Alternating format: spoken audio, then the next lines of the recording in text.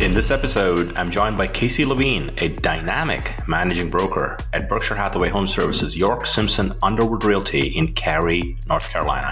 We talk about her journey in real estate, how AI is changing the game in attracting agents and improving communication, and why personal storytelling and strong relationships still drive success. Let's get into it.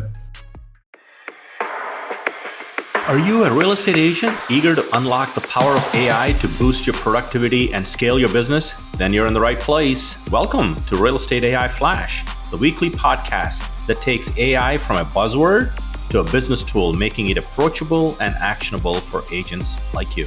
I'm your host, Rajiv Sajja, and each week I interview agents from across the country who are using AI to transform their careers. Join us on this journey to become an AI skilled agent and take your real estate career to the next level. Now let's get to this episode.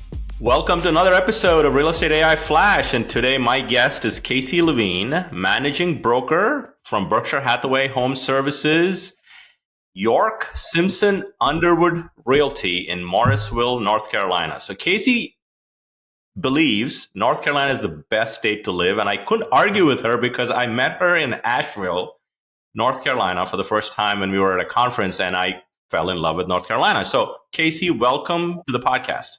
Thank you so much. I'm really excited to be here, and I'm glad you agree with me about North Carolina being the best state.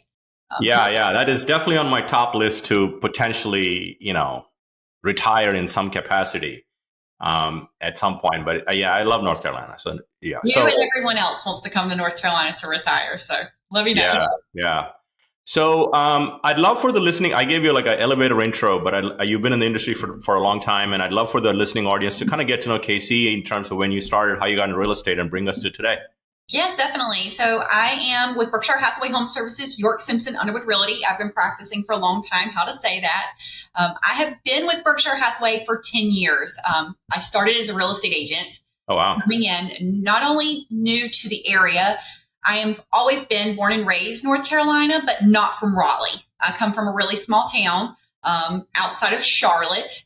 And so me and my husband moved here. I've got into real estate and have been with Berkshire the whole time, and I've loved it.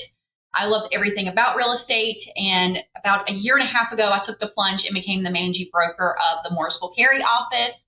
And that's been an amazing journey as well.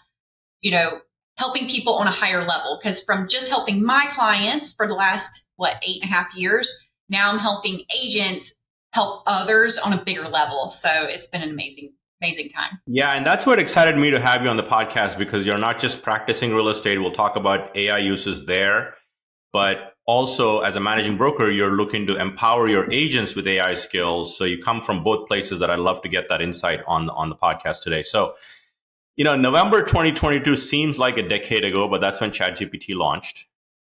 And I feel like we've gone through a decade of AI. Every week, there's something new. What was your first light bulb moment of this technology? I think you're going to love this. It was you in Asheville in March. Is that right? That was right. So, there's been classes. People have been talking about it, since 2022. My husband was showing me pictures on his phone because he's an engineer. He stays up with technology way more than I do. Yeah. And so he's like, oh, look what this AI thing did. He made these, I kept telling him to make these pictures. And I was like, okay, cool, Dallas. And all I kept hearing about in the real estate industry was listing descriptions. And I was like, okay, I can make my own listing description. And travel vacations. That's all I heard anybody talk about it. Yeah. And I was like, I don't need that. And so when we were in Asheville at the Momentum Convention by Georgia Properties, you were speaking the second day, and what you said really my mind was blown. Like, you should have seen it. There was fireworks everywhere. And it was funny. The first time I used it was during your speech, when I probably should have been listening more. I was going to be the moderator for the next group. Yeah. And I've never been a moderator before. And so the prompts you were teaching me just in that training, it was not even a 45-minute speech that you were doing. I was taking the names of the agents that I was moderating with, putting their names in, a little bit about the item, the topic they were going to be talking about, and go, okay, ask each person 3 follow-up questions on their topic, and here's the agent. Because I'd never done it before. boom. That was my first chat GPT experience. Yeah, no. And I think it doesn't matter for the listening audience, doesn't matter where you are now. I think the key is you got to have enough light bulb moments so you're in a better place with AI next year compared to this year when you're listening to the podcast. And you bring up a very interesting point. The episode that I just released June 11th was about a marketing AI report that came out from a marketing AI institute who I follow. They're like killers in terms of AI knowledge and kind of, and the number one need people have discovered in that is everybody has AI tools, but nobody's teaching them how to use it effectively. AI literacy, they call it. 62% said our company does not offer AI training and prompt engineering, stuff that we've talked about when we were at the conference. And this podcast is to make AI approachable and actionable for real estate professionals. I run a bi-weekly mastermind that's actually starting in 50 minutes. And all of those things are designed to make AI not this scary big thing, but start somewhere that makes an impact to your business. So great takeaways there. So let's dig in a little bit, Casey. I want to kind of get into how you're personally using it as a realtor. Mm-hmm. And then we'll get into what you're teaching your agents. There's probably some overlap there, but let's get in there in specific use cases. Yeah. So what I'm primarily using it for right now is recruiting a lot. So I'm using it so again, what you've always talked about, it's all about the prompts. It's all about what you talk to your chat GPT about. And so what I do is, I talk to it a lot, right? This is who my company is. This is who I stand for. These are the values I'm looking for. These are what the collaboration of our office. So it's already learned a lot of these things about who I am and what type of agents I'm trying to attract, right? So I think that's the biggest piece of that to help me. Because you can go, hey, write me a email to attract agents. Great. But if it doesn't know who you are, then it's still not going to attract the right agents that you're looking for. Yeah, I think one of the benefits of AI, if you can understand it and train it well, is personalization. Because marketing suffers from one to many marketing, so it only resonates with a small subset of people. But if you talk to me and you know me well, and it's like one-to-one marketing, that's where it excels. And AI allows you to scale that, exactly. at a one-to-one level for the masses in a way, So good takeaway there. So, and what are you using? What are the tools you're using for that primarily? Is it ChatGPT? So the tools I'm using for video scripts, but what I loved in your training, so I'm just going to talk about your training the whole time. What I loved about your training was you were like, you have to be specific. Don't just don't say I want a video script. You want a video script for Instagram with this many seconds talking about this, and that you want a hook. You also want to add an item of value and how to reach back out to you, right? Yeah. So you have to say all those things. You can't just go, give me a 60-second script. So I've been using those techniques that you've taught, and I put it into ChatGPT. This is what I'm looking for. Give me 6. Because you're probably not going to like just the first one. Go 100%. Ahead and tell it to give you a couple of them. So I'm definitely using it for video scripting on Instagram. I've been using it for recruiting campaigns to agents who are experienced in mailers. And then one thing I've been using it for my agents is I do a motivational talk at the beginning of all my sales meetings once a week. And so this motivation could be a funny commercial. It can be a poem. So for example, Rudyard Kipling, I'm probably messing up his name, wrote the poem If. Yeah. And on YouTube, you can find it. Sir Michael Caine did the reading of it on YouTube. And so I showed that at one of my sales meetings a couple weeks ago. And what I did was I put the poem in ChatGPT and I said, relate this poem to my agents in my office during a sales meeting. And it gave me 7 points from the poem. Wow. Relating it to real estate agents in our industry. That way, they don't just have to listen to this poem and go, okay, yes, it's inspirational, but how does it apply to me, Casey? Yeah. Well, this is how it applies to my agent. 100%. Well done. Yeah. One other thing we did was it was a rainy day, kind of like today here in North Carolina. And I was like, okay, I need something for my sales meeting. So my daughter likes this book called Raindrops to Rainbows. It's a kid's book. Yeah. Again, we played the video. But I asked ChatGPT, relate this children's book, Raindrop to Rainbows, to real estate agents, right? And I loved it so much because it was a kid's book. how do you relate that to real estate? And it did. And I even had an agent reach out to me that weekend afterwards and goes, this is what's happening in my life. And this is how that poem, that book and what you said, how it resonates with me. 100%. I mean, I'm a big believer in storytelling because I think that's what sticks sometimes. And the best salespeople are storytellers because they invoke feelings. And I feel like AI helps me when I read a piece, make it a story that relates to this audience like you're doing. I think is a great application because I feel like most people think AI I can use it professionally, but some of my best use cases of AI have come personally that I've brought professionally. So great takeaway there. How else are you using it or teaching it too? So what I'm doing with teaching, my processes. So I have processes from being in a real estate agent because I was in industry for over 8 years before I came into managing broker. But so all my processes, I've actually uploaded in ChatGPT. So like my buyer checklist, what you should be researching, my listing checklist, things like that. I've uploaded it in ChatGPT and put it into templates and checklists for my agents now. So like uploading documents and going, hey, add check boxes, add this, add that, add fill in the blank areas, for real estate or to group items, right? Because, mine was probably it was just a list, but this makes it more efficient. Do this and export it into a Microsoft Word document. Yeah. So I'm not sitting here retyping stuff for over an hour. Done. Export. And then I'll go, okay, great. I want to be able to have an editable version. Also, I want a PDF. Export to that. Done. So definitely way more time efficient with trying to get these documents ready for my agents. I've been using it for problem solving. Oh, yeah. I think the funniest thing was I tell my agents is I was having a disagreement with my husband. And you know how sometimes it's all about words? Yeah, words matter. I couldn't articulate it. So I put in ChatGPT. I was like, me and my husband are having a disagreement. This is why. This is how I feel. Let him know. Send a response back. And it did. And what's funny is he responded back using ChatGPT. I could tell because he didn't edit it in any kind of way. But problem solving that way. So people get a kick out of that. I think you should send your husband the text saying, happy wife, happy life. Right. That should be a motto. Yeah.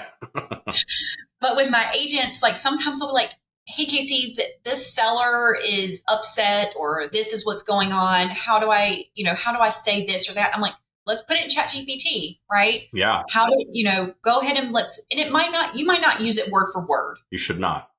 Should not. But it also gives you an idea of kind of what to say in like key phrases. Yeah, definitely. Right. So definitely. And I think the tone matters. To your point, words matter, tonality matters. And one of the times I remember on one of our earlier episodes, I'm going back to episode 40 with Maxwell Stevens. I don't know if you know him. He's like on the Rethink Council of Berkshire Hathaway. Yes. On real estate. He says he uses ChatGPT to become a better negotiator for their clients. Right? I mean, I think that's where you're heading. I mean, I think words matter, finding the right words, and tonality matters. And let's call it like it is, most realtors, including me, I'm going to put that I'm not a excellent writer. Right. And ChatGPT is a way better writer than we can dream of. Okay. You just had to learn how to invoke that writing from ChatGPT. So great takeaway there. Yeah. Yes. I've also been helping it with like rental and expired listing campaigns. Tell us a little bit more about that. Yeah. Yeah. So again, we're putting that in there. We're saying this is what we're wanting, but again, you can't just go, hey, ChatGPT, make me a, expired listing campaign. Yeah. Because it's going to be too bland, right? You need to be like, who's your audience, right? What is your goal? What do you want in the expired listing campaign? I want an item of value in each campaign. I want to debunk a myth. Things like that. You have to, do you want, how many pieces do you want mailed, dropped off, phone calls, emails? You have to go, this is what I want. I want, 10 items, touch points, mixed between mail, email, drop offs, and phone calls. Set me up a marketing expired listing campaign for this long. Yeah. Like, it's definitely in the prompts. 100%. And the other thing you could likely do with that, take it one step further, is upload the data of the consumer, name, address, etc., from the MLS, pull it from public records, whatever, and then have it generate the letter. So you just simply print and go. Oh, that's even better. I'm gonna write that down. Right? I mean, it depends on if you upload 1,000 names, it may struggle with it. But I think if you do it like 50 at a time, it'll spit out the letters with the name, their address, and you can kind of prompt it to include the address, the number of years they've lived, all of that into the letter automatically, potentially. That's beautiful. Yeah, because if you upload the data, you'll know where to pull it from. So I think there's some definite takeaways there as well. And then recently, about a month ago, ChatGPT released connectors, which is, in my mind, it's another superpower. Okay. So at the time of this recording, I have to say that every single time, because by the time we release this episode, there's a whole lot of superpowers. So you're familiar with deep research. You can research things at a very deep level. That's what they call it, deep research. But in ChatGPT, for the paid users, if you select deep research, it says what sources do you want to use for deep research.